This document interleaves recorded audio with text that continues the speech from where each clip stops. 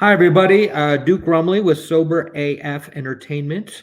I have Anna Neal here from the Child Law Center in Pueblo, and I'm very excited about having her tell us a little bit about what the amazing work that they do down in Pueblo for different caseloads, usually kids ages infant up to about 3 years old. And um, we're here to support the recovery community in Pueblo and just wanted to take this opportunity to hear from Anna. We've been talking a little bit, and she has a very amazing story with lots of children in it. But welcome, Anna, and thanks for joining us. Thank you for having me. You want to tell us a little bit about what's going on in the Child Law Center, and especially during this time of COVID? Yeah, absolutely. So, the Child Law Center is a statewide nonprofit that works for legal advocacy for children and caregivers of children. And so, we have quite a few programs. The program that I am involved with is the Safe Baby Court teams. And so, the Safe Baby Court team just expanded into Arapahoe, but we've been in Pueblo for just about over 2 years now. And we have a second coordinator now. So, lots of exciting things going on with that. The Safe Baby Court is a court for child welfare. So it's specifically families who don't have the resources or have some safety concerns where they can't maintain custody of their child under the age of 3. And that's where we meet the families in really looking at early childhood and helping the family set up sober living, mental health supports, all the things that they need so that they can reunify with their children and have some really good outcomes in the long run. So I know personally, as a guy in long-term recovery, how important that family connection is. Like we either recover together or we don't recover, and kind of how important that is. And as a dad who has an 11-year-old and not soon to be, oh my God, 11-year-old. I think he's 11. He's 19.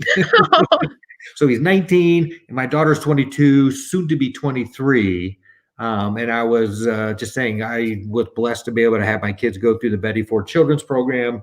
And even though I'm sober, like kind of learning the skills to be a dad, when I've kind of got these tapes in my head of, if you misbehave in my family, they grabbed us by the ear and they got us up on your tippy toes. And really, that's bullying, you know. But that's the way I grew up, and I thought that's how you grew up. And it took me to have a kid to realize like no, that's really not appropriate. Just because you pay the Right. bills doesn't mean that you can be a bully. um and it took like the love and logic class. I actually took that. So and I've been sober this whole time while raising kids and still making all these mistakes and kind of learning. So I so appreciate kind of different recovery support, because I think if you want to continue your sobriety, the kind of trying to have a smooth family transition is a big part of it. Right. And that's a lot of what we look at. We feel really strongly that in order to support children, you have to support their parents and that community around their parents. And so the Safe Baby Court really looks at engaging the community and supporting that family and connecting the family to all of their community resources so that both the child and the parents are served together. A two-generation approach is how they typically respond to it. But I like to say that we're doing an all-generation approach because we're incorporating, their brothers, their sisters, their moms and dads, anybody that wants to be a part of that work with them and looking at that long-term history. And so for some of our families, they show up with a lot of bad history and and that exactly what you were talking about. They don't know what's right or wrong because they just have that reel playing in the back of their head of what you're supposed to do or not supposed to do and how it's supposed to look or how it's not supposed to look. Or some of them just have no idea because they've been in and out of foster care their whole lives and they haven't had any kind of stable home environment to learn. And so what we try to do is along that journey help really minimize all of the shaming and the blaming that you do as a parent along the way. Even if you're not in recovery, there's so much shaming in parenting. And we try to take that away and say, hey, your kid is exactly the kid that you were supposed to have, and you are exactly the parent that your kid needs. And how can we help you rewrite this story so that you can heal as a family and be on this road together? So we really look at that really, like I said, the whole community coming in, but supporting that parent the whole time and maintaining the relationship with their child so that there's not a break in that parent and child relationship. I mean, I can't imagine being having a brand new baby and having that baby taken away and not knowing where they are for weeks at a time before somebody tells me where they are. And maybe I get to see them for an hour. And so we really talk about, moms and dads need to have that time with their children. And so we try to make sure that they're seeing their children as often as possible while they're working whatever program it is they need to be working. And just taking that whole family approach. I was telling you earlier that, when I meet these parents, they don't say to me like, I just really wanted to mess a kid up, so I decided to use drugs. Right. They love their children and they really want what's best for their children. And they don't always have the skills they need to do that. So while they're in that surviving mode and it's all about whatever substance they need or whatever medication they've stopped taking, that's really where we try to come in and help reroute that thinking train, and get them some more healthy skills in place and develop attachments and love and relationship and connection. We really believe that the opposite of addiction is a connection, and that having those positive, healthy connections makes all the difference. We do too. We're a big believer in that connection. So I just want you to know, in the comments, your fan club is popping in already. So Todd Great. Smith is reaching out and saying Anna and lots of exclamation points. So the leader of the fan club is definitely here. So that's awesome. Yeah, Todd does lead on here, so that's great to see. Yeah, Todd does lead in Pueblo, and they're one of our big partners. When I talk about community, it's just that we, for the Safe Baby Corps, my counterpart is Gerald, and we really just think like it's so important to lead from the middle. And so we have all of these agencies and systems and programs like helping support this family. And we really see our role as being in the middle of connecting the family to the supports they need. And so Todd's great. They take such good care of our people.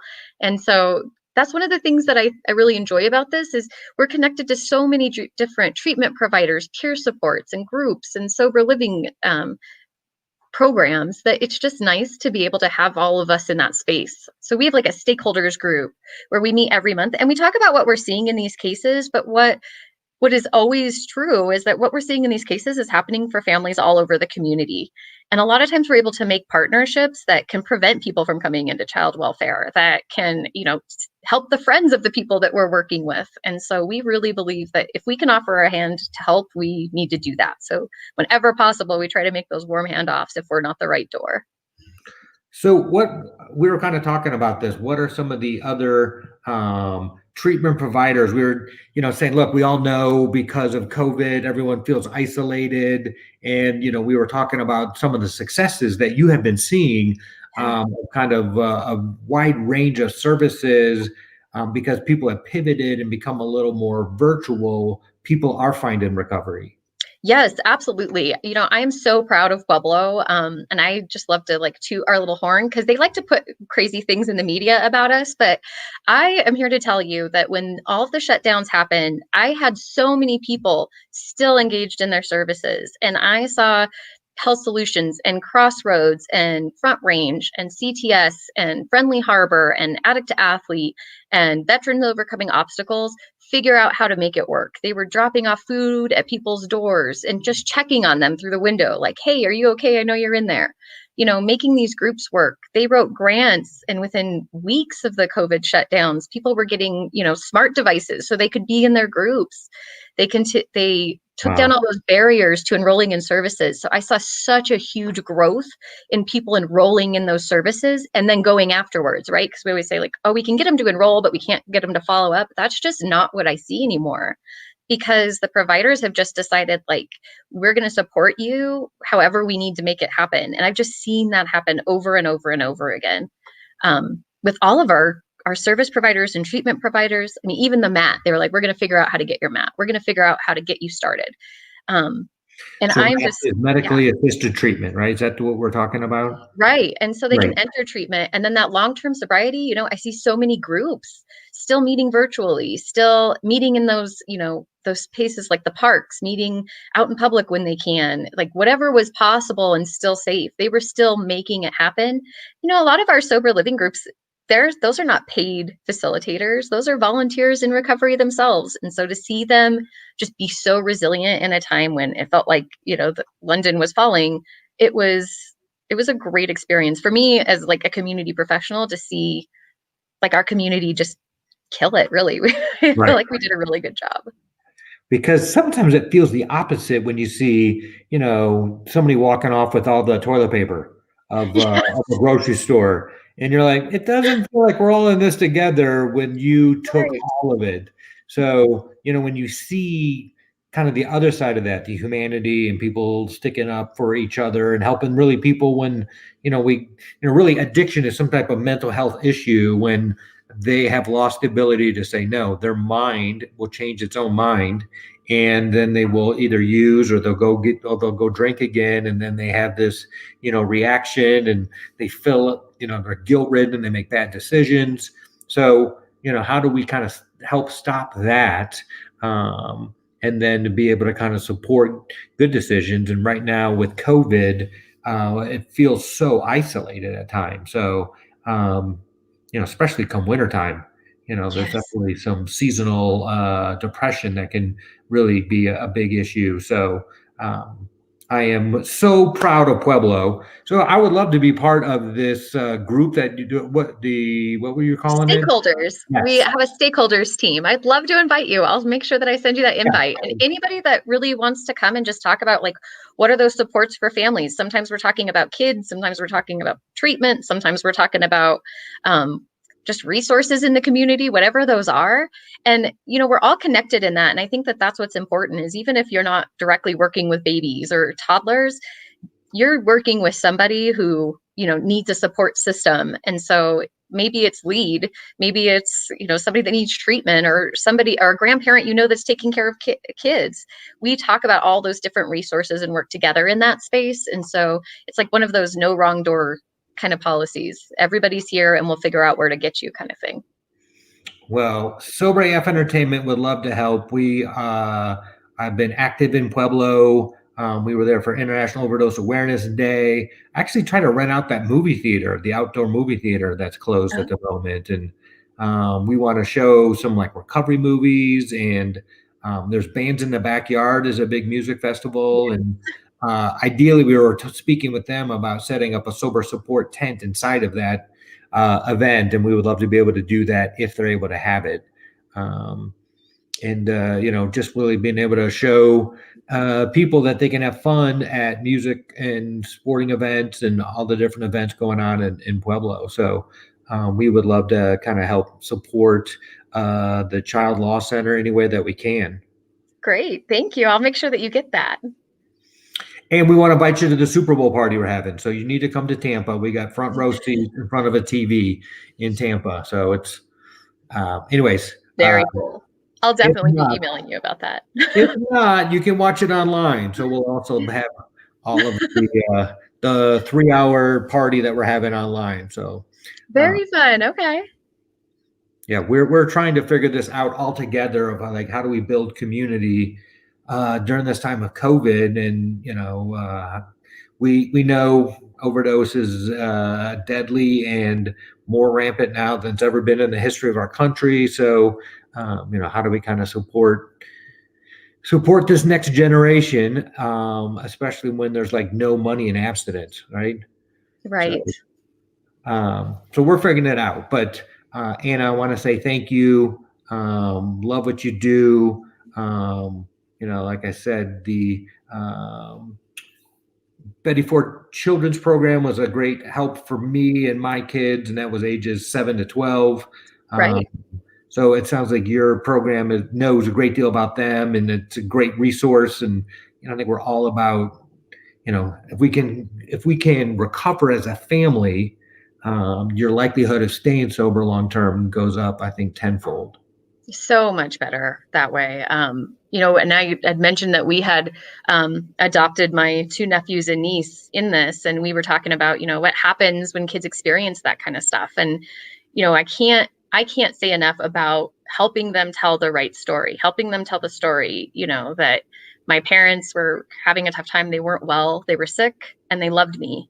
And I think that with the Betty Ford's program and things like Safe Baby Court and all of the community supports that we have in every community, we really need to start rewriting that narrative for children, because the children grow up to be teenagers, and the teenagers are young adults, and young adults are adults that sometimes need to enter recovery. And if they don't have that right story to tell themselves, it just makes it so much harder, and I'm so proud to be part of a team that helps them rewrite that story. But it would be, I could see how much it would help if we had more people entering with the right narrative in their head in the first place. Right.